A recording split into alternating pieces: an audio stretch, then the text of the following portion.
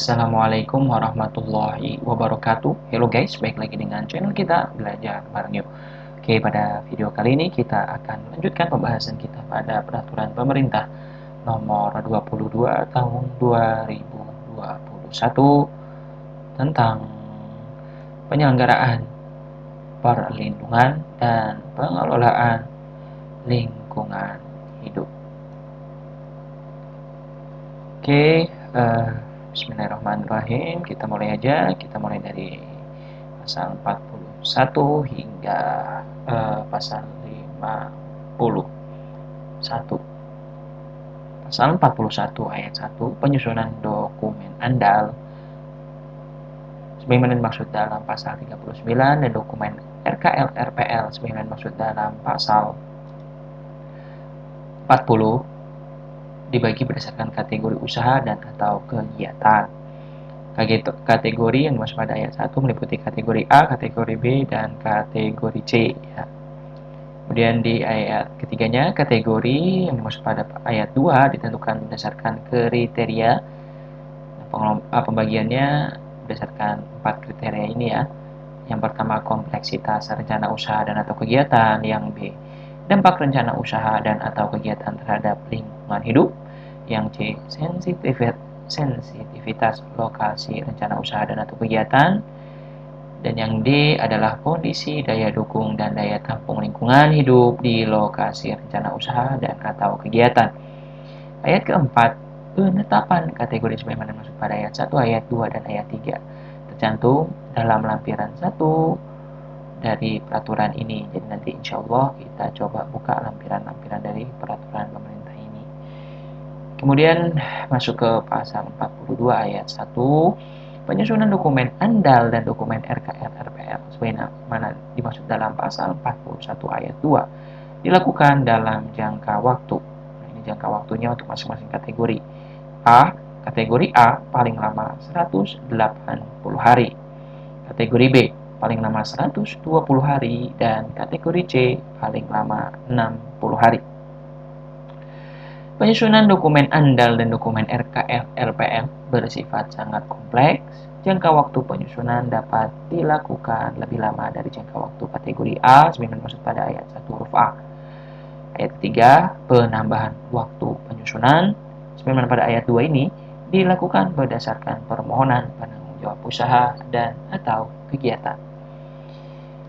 Pasal 43 ayat 1, penanggung jawab usaha dan atau kegiatan mengajukan dokumen andal sebagaimana dimaksud dalam pasal 39 dan dokumen RKL RPL sebagaimana dimaksud dalam pasal 40 melalui sistem informasi dokumen lingkungan hidup kepada Menteri, Gubernur atau Bupati Wali Kota sesuai dengan kewenangannya.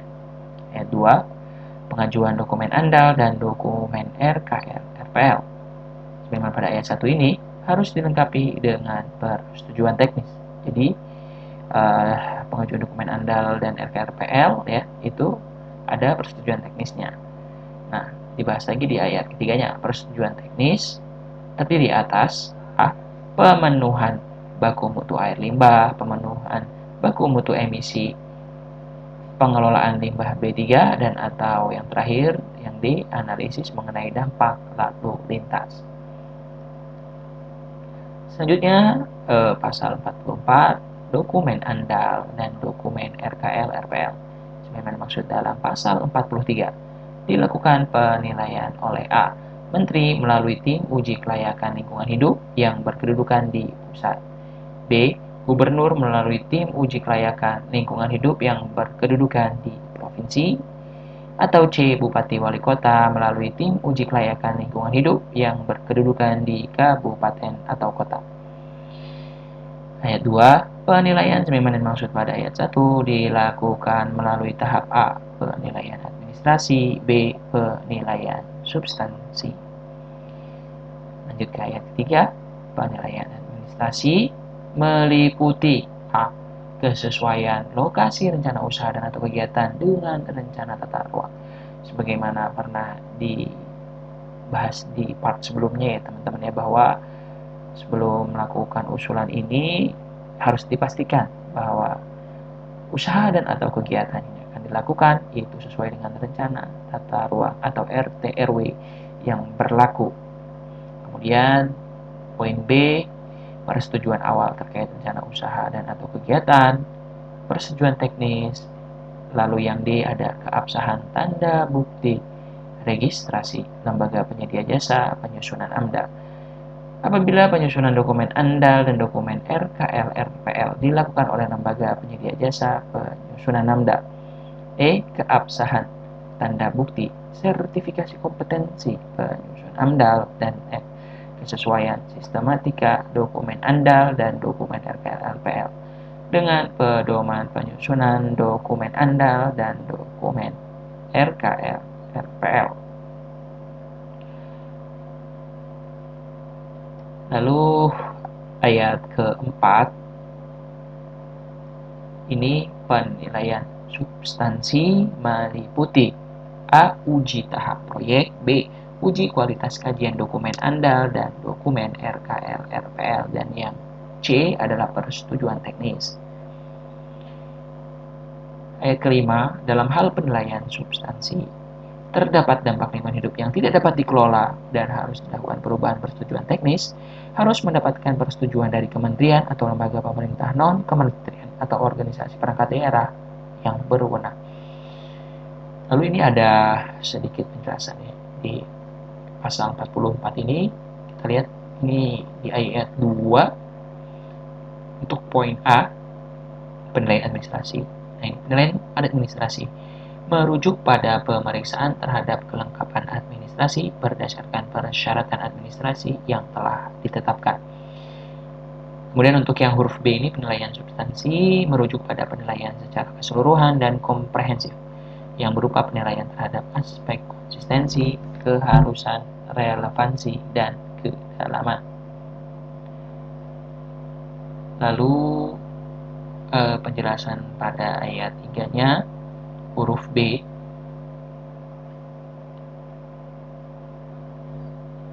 Huruf B ini penjelasannya dengan persetujuan awal terkait rencana usaha dan atau kegiatan. Penjelasannya di sini, persetujuan awal memuat perencanaan teknis usaha dan atau kegiatan, seperti persetujuan tekno-ekonomi untuk usaha dan atau kegiatan pertambangan, rencana induk pelabuhan untuk usaha dan atau kegiatan kepelabuhan, atau rencana induk bandara untuk usaha dan atau kegiatan ke bandar udaraan, atau persetujuan awal yang sejenis. Kemudian itu ya penjelasan untuk pasal 44. Kita masuk ke pasal 45, penilaian substansi. Seperti yang disebutkan pada ini ya, pasal 44 ayat 4 ini dilakukan melalui rapat tim uji kelayakan lingkungan hidup secara tatap muka langsung dan atau dalam jaringan. Ayat kedua, dalam hal rencana usaha dan atau kegiatan bersifat kompleks dan melibatkan banyak pihak. Rapat yang dimaksud pada ayat 1 ini dapat dilaksanakan lebih dari satu kali. Ayat ketiga, dalam melakukan penilaian substansi pada ayat 1, tim uji kelayakan lingkungan hidup melibatkan pihak yang dilibatkan apa aja nih dalam rapat penilaian ini ya, rapat substansi ini. Yang pertama, masyarakat yang terkena dampak langsung terhadap rencana usaha dan atau kegiatan. B. Ahli terkait dengan rencana dan atau dampak usaha dan atau kegiatan. Yang C. Instansi sektor penerbitan persetujuan awal dan persetujuan teknis. D. Instansi pusat, provinsi, atau kabupaten kota yang terkait dengan rencana dan atau dampak usaha dan atau kegiatan.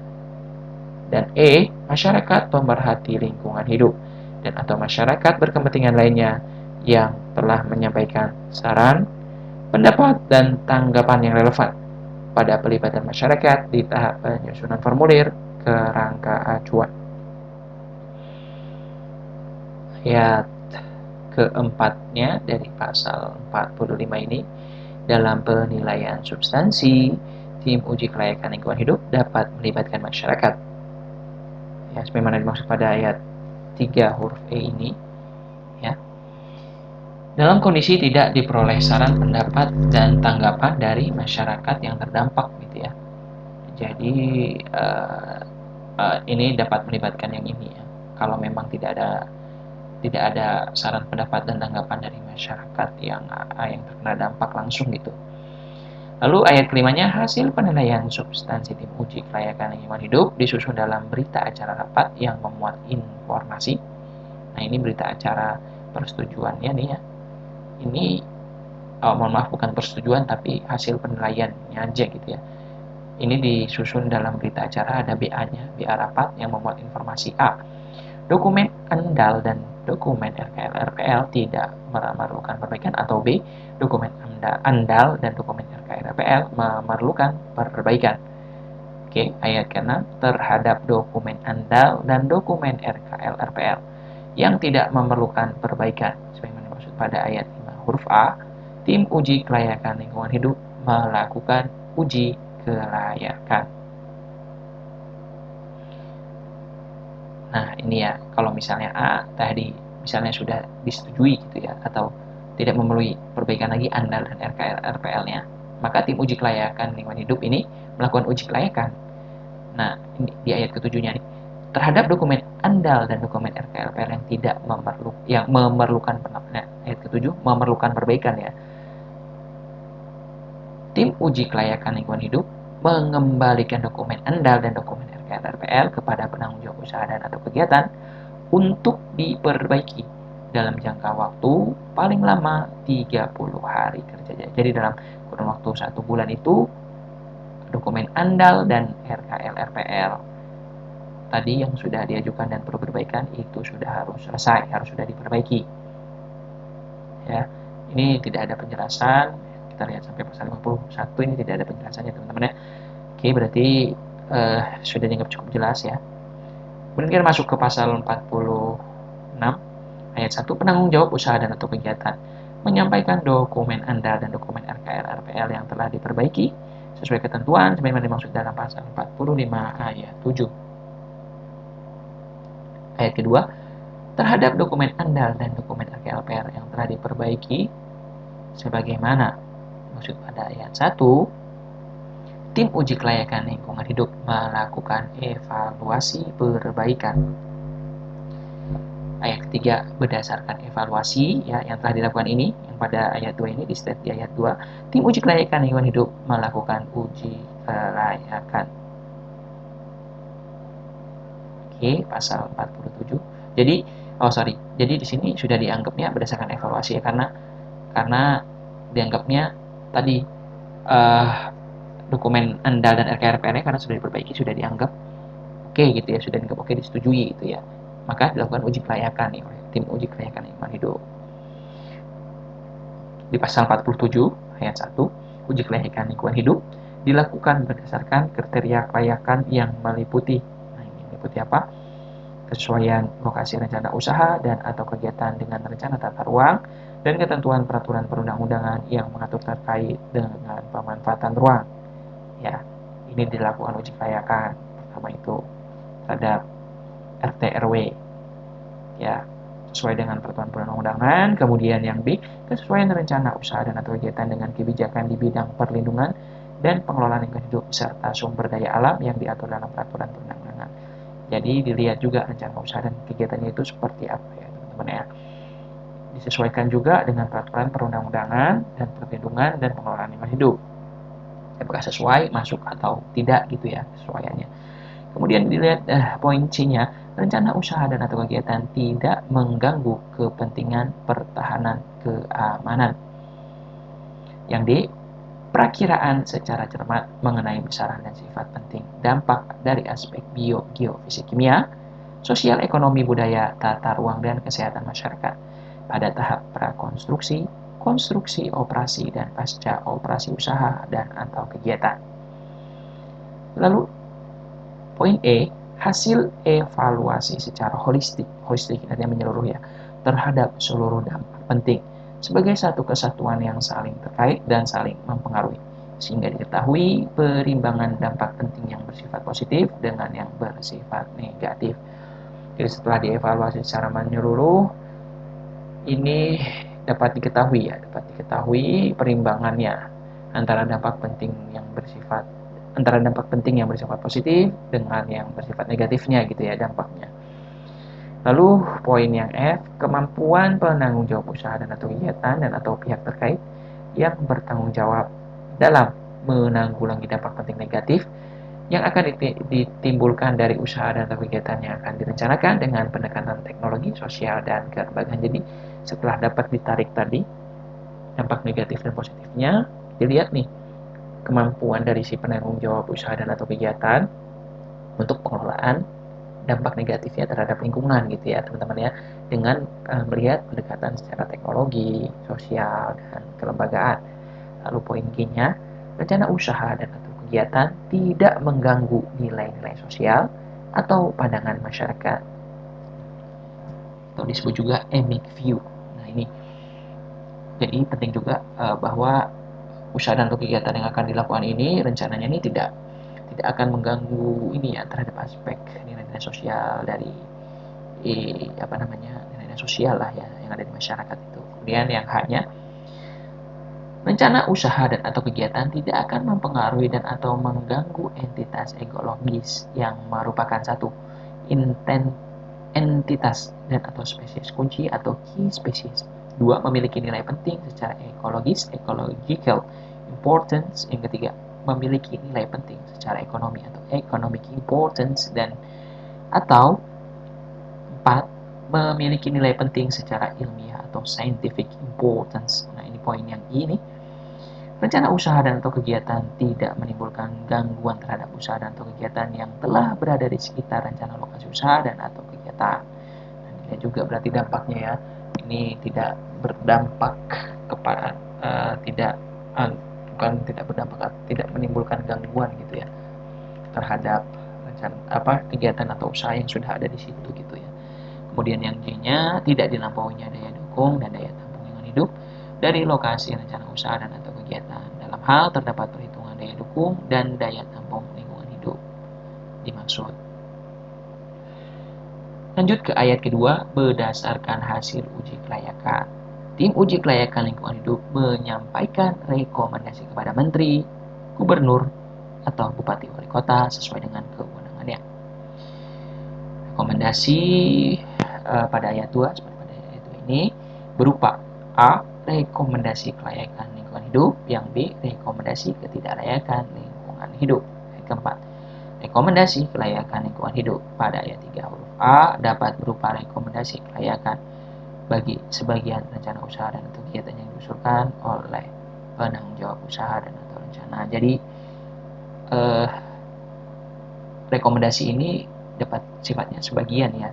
Jadi misalnya rencananya itu dari misalkanlah secara logik aja kita misalkanlah rencana suatu usaha dan atau kegiatan itu dari A hingga ke Z ya. Tapi ternyata setelah dievaluasi dinilai oleh tim uji kelayakan hanya sebagian aja nih. Hanya sebagian gitu dari A hingga H gitu ya, dari A hingga H yang awalnya A sampai Z jadi A hingga H itu dapat dilakukan ya sesuai dengan ini di state pada ini ya ayat keempat ini ya. Jadi berupa rekomendasi kelayakan bagi sebagian ya, sebagian rencana usaha dan kegiatan yang diusulkan. Berarti sebagiannya aja gitu ya teman-teman ya. Oke, selanjutnya pasal 48 ayat 1. Jangka waktu penilaian substansi dokumen andal dan dokumen RKL RPL dan uji kelayakan lingkungan hidup.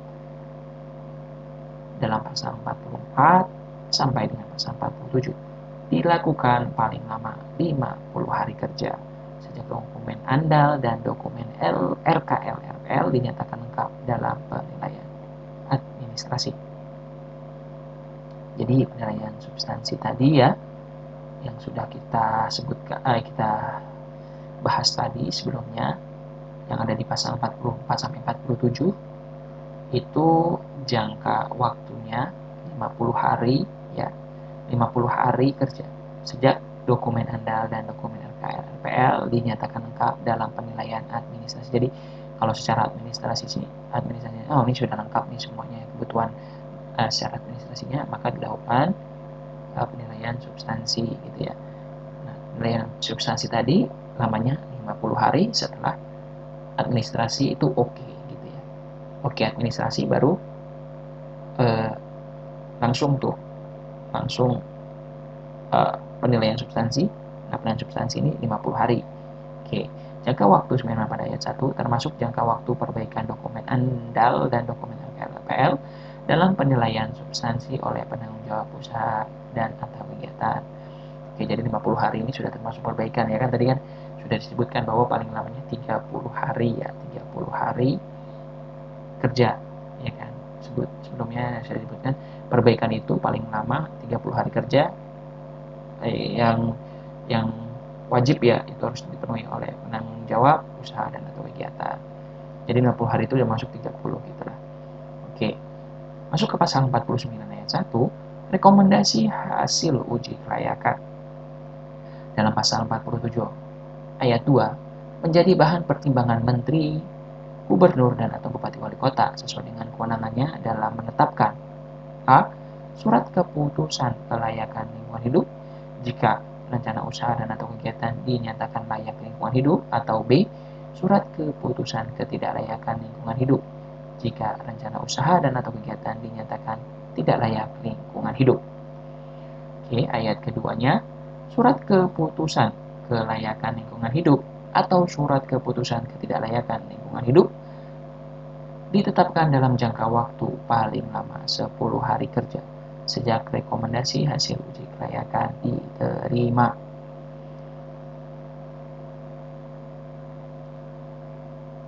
Nah, jadi kewenangan, jadi setelah alurnya, setelah rekomendasi hasil uji kelayakan, kemudian bahan pertimbangan ya, jadi bahan pertimbangan menteri, gubernur, bupati, wali kota, kemudian menetapkan apa sih mereka ini, menteri, gubernur, bupati, wali kota menetapkan ini tadi, surat keputusan kelayakan lingkungan hidup atau surat keputusan ketidaklayakan lingkungan hidup gitu ya.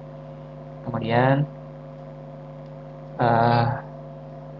selanjutnya ini kan dibahas lagi nih, surat keputusan kelayakan dan ataupun ketidaklayakan lingkungan hidup tadi nih ya, ditetapkan dalam jangka waktu paling lama 10 hari sejak rekomendasi hasil uji kelayakan diterima. Jadi oke, dokumen rekomendasinya nih, dokumen rekomendasi tadi itu sudah selesai, kemudian dikirimkan, diarahkan ya, kepada menteri, gubernur, bupati, wali kota sesuai dengan kewenangannya. Dia kemudian sejak diterima itu maka 10 hari surat keputusan kelayakan atau ketidaklayakan lingkungan hidup ini sudah harus ada gitu ya teman-teman ya. Kemudian yang ketiganya, surat keputusan kelayakan lingkungan hidup yang ditetapkan sebagaimana dimaksud pada ayat 1 huruf A merupakan a. bentuk persetujuan lingkungan hidup dan bukan dan atau ya, dan ya, b. persyaratan penerbitan perizinan berusaha dan atau persyaratan penerbitan perizinan berusaha atau persetujuan pemerintah. Jadi surat keputusan kelayakan lingkungan hidup itu merupakan ini ya, bentuk persetujuan lingkungan hidup, dan b. persyaratan penerbitan perizinan berusaha atau persetujuan pemerintah. Jadi ya seperti ini ya. Jadi dokumen AMDAL itu juga merupakan salah satu bagian dari penerbitan perizinan berusaha gitu ya teman-teman ya. Ayat keempat, persetujuan pemerintah diterbitkan sesuai dengan ketentuan peraturan perundang-undangan. Ayat kelima, perizinan berusaha atau persetujuan pemerintah merupakan dasar pelaksanaan pengawasan usaha dan atau kegiatan.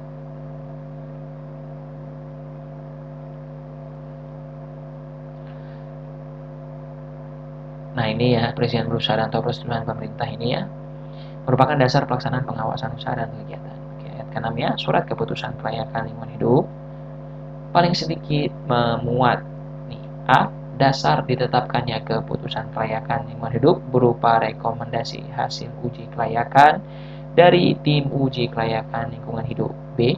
Identitas penanggung jawab usaha dan kegiatan sesuai dengan identitas yang tertulis dalam perizinan berusaha atau persetujuan pemerintah yang meliputi 1. Nama usaha dan atau kegiatan. 2. Jenis usaha dan atau kegiatan. 3. Nama dan jabatan penanggung jawab usaha dan atau kegiatan. 4. Alamat kantor. Dan yang kelima, lokasi usaha dan atau kegiatan. C. Lingkup rencana usaha dan atau kegiatan yang disetujui untuk dilakukan, baik kegiatan utama maupun kegiatan pendukung sesuai dengan persetujuan teknis yang diterbitkan oleh instansi yang berwenang diterbitkan persetujuan teknis. Nah, ini surat ini memuat ini nih, kemudian yang D, persetujuan teknis paling sedikit memuat ya. Persetujuan teknis tadi ini yang disebutkan pada pasal sebelumnya, ini memuat apa aja sih? 1. Standar teknis baku mutu lingkungan hidup pengelolaan hidup, terus kemudian pengelolaan limbah B3 dan atau analisis mengenai dampak lalu lintas ya.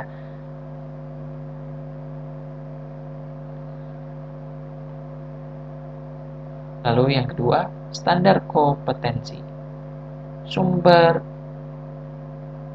daya manusia terkait baku mutu lingkungan hidup, pengelolaan limbah B3 dan analisis mengenai dampak lalu lintas atau yang biasa kita kenal ANDALIN ya, analisis mengenai dampak lalu lintas ya. Dan yang ketiga, sistem manajemen lingkungan. Oke, kita masuk ke poin yang E, persyaratan penanggung jawab usaha dan atau kegiatan untuk memenuhi komitmen persetujuan teknis sebelum operasi terkait dengan lingkup persetujuan teknis. F. Kewajiban penanggung jawab usaha dan atau kegiatan yang terdiri atas 1. Memenuhi ketentuan sesuai dengan dokumen RKL RPL. 2. Mematuhi ketentuan peraturan perundang-undangan di bidang perlindungan dan pengelolaan lingkungan hidup. 3. Memenuhi kewajiban pada persetujuan teknis pasca verifikasi pemenuhan baku mutu lingkungan hidup, pengelolaan limbah B3 dan atau analisis mengenai dampak lalu lintas. 4. Menyiapkan dana penjaminan untuk pemulihan fungsi lingkungan hidup sesuai dengan ketentuan peraturan perundang-undangan. 5. Melakukan pengelolaan limbah non B3 sesuai rincian pengelolaan yang termuat dalam dokumen RKL RPL. 6. Menyampaikan laporan pelaksanaan persyaratan dan kewajiban perizinan berusaha atau persetujuan pemerintah terkait persetujuan lingkungan secara berkala setiap 6 bulan sekali. Yang ketujuh, mengajukan permohonan perubahan persetujuan lingkungan apabila direncanakan untuk melakukan perubahan usaha dan atau kegiatan. 8. Melakukan audit lingkungan pada tahapan pasca operasi untuk memastikan kewajiban telah dilaksanakan dalam rangka pengakhiran kewajiban pengelolaan dan pemantauan lingkungan hidup. Dan atau 9. Kewajiban lain yang ditetapkan oleh Menteri, Gubernur, atau Bupati Wali Kota sesuai dengan kewenangannya berdasarkan kepentingan perlindungan dan pengelolaan lingkungan hidup. G. Lain hal-hal lain yang meliputi 1. Ketentuan bahwa penanggung jawab usaha dan atau kegiatan dapat dikenakan sanksi administratif apabila ditemukan pelanggaran administratif. Yang kedua, ketentuan bahwa penanggung jawab usaha dan atau kegiatan wajib memberikan akses kepada pejabat pengawasan lingkungan hidup untuk melakukan pengawasan sesuai dengan kewenangannya. Yang ketiga, ketentuan masa berlaku surat keputusan kelayakan lingkungan hidup yang menjelaskan bahwa keputusan kelayakan lingkungan hidup ini berlaku selama usaha dan atau kegiatan berlangsung sepanjang tidak ada perubahan atas usaha dan atau kegiatan dimaksud. Dan yang keempat, tanggal penetapan surat keputusan kelayakan lingkungan hidup. Selanjutnya, ini ayat ketujuhnya ya. Ayat ketujuhnya, surat keputusan ketidaklayakan lingkungan hidup pada ayat 1 huruf B ya. Dari stat ini pada ayat 1 huruf B. Paling sedikit memuat A. Lingkup rencana usaha dan atau kegiatan. B. Dasar pertimbangan ketidaklayakan lingkungan hidup. C. Penetapan ketidaklayakan lingkungan hidup. Dan D. Tanggal penetapan keputusan ketidaklayakan lingkungan hidup. Nah ini dia. Jadi kalau surat ketidakputusan isinya ini substansinya. Jadi jelas juga ya. Jelas kenapa dia disetujui dan jelas juga kenapa dia tidak disetujui gitu ya teman-teman ya.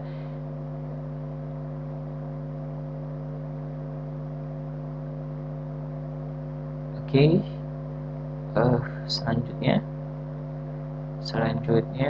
masuk ke pasal 50 ayat 1.